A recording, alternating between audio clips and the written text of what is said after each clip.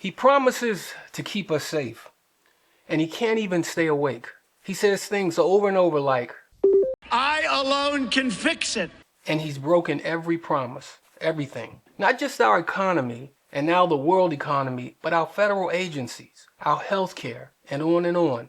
But there's one thing many people are overlooking, and that is he's broken our national security.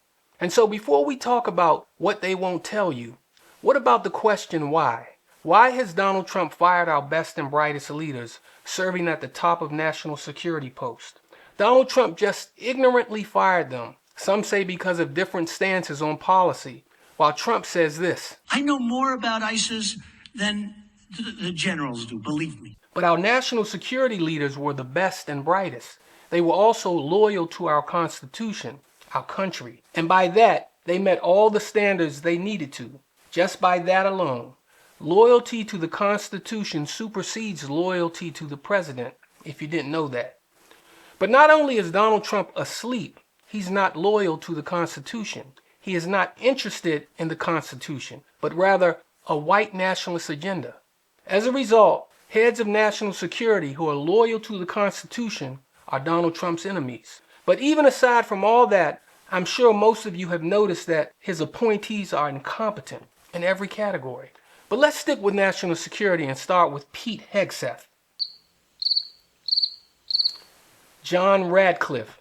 Now, John Radcliffe is Trump's head of CIA with no experience in the field before aligning with Trump's administration. None. So I pray he knows what he's doing. So let's get to the point. And that is what they will never tell you. That Donald Trump is completely incapable of carrying out the duties of President of the United States because he is simply incompetent in general.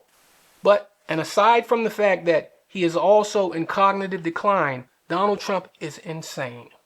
And given the makeup of his cronies, it's extremely possible that no one is at the helm. And that's very scary, especially when you have a GOP-controlled Congress with no balls at all. But the desire to hold on to power possesses these unworthy men, even despite the extreme potential for violent destruction. Please subscribe so we can stay up with these issues. Please also comment, like, and hit the bell for updates.